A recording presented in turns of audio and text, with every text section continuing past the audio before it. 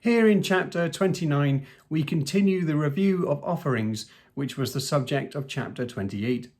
We have seen various kinds of offerings in the Torah, but these of chapters 28 to 29 can be thought of as offerings of time.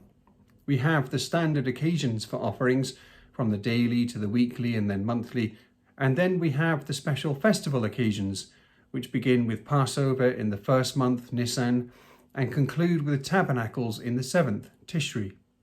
The concluding verse of this section, verse 39, makes this distinction between all the standard offerings and the time or calendar offerings. They all belong together, however, in gathering up all of life into the worship of God. But in particular, the calendar offerings reflect God's orderliness as creator. Having said that, the festivals in particular came to reflect God as Saviour too, as they in turn were associated with the wilderness, with the Exodus, the giving of the law at Sinai, and then the wilderness wanderings. Later on, future salvation would also be signified in these festivities, especially at the Feast of Tabernacles, where Zechariah 14 would be read, taking the symbols of God's mighty deeds in the past and projecting them into the anticipated day of the Lord. Chapter 29 deals with the seventh month, Tishri, which, with its special celebrations, was the most sacred month.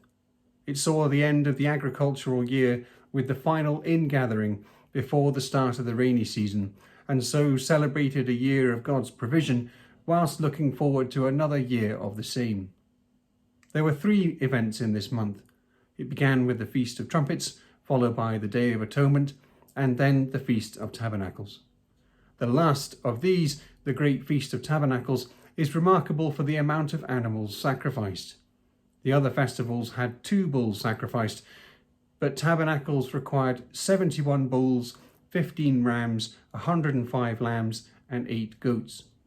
The expense is colossal, but appropriate given the celebration in gratitude of God's generous provision. It is almost as if the Israelites are in an honour contest to outgive the Lord, a joyful struggle which they will always lose. Chapter 30 deals with vows made by women. This is set out in casuistic law, case law, which we saw in Exodus, where different situations are discussed. Vows were taken very seriously and were expected to be fulfilled swiftly. For men, as verse 2 shows, things are straightforward. What a man says he must do. For a woman, however, things are more complicated. The status of a woman's vow can depend on whether she is under the protection of a household or not, either as a daughter or a wife. If she is not, as would be the case of a widow or divorced woman, then her vow is as unassailable as any man's.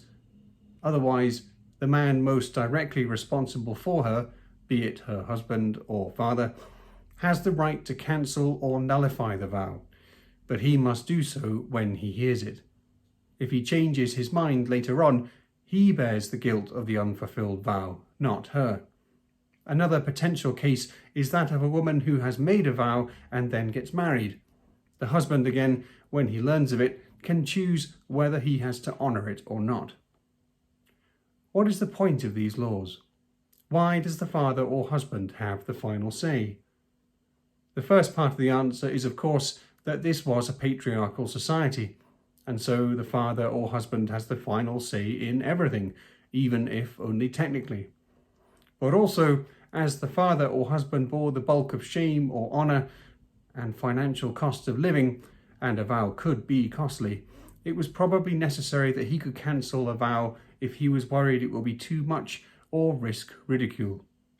We will see just how costly and ridiculous a vow can be when we come to the tragic story of Jephthah and his daughter in Judges.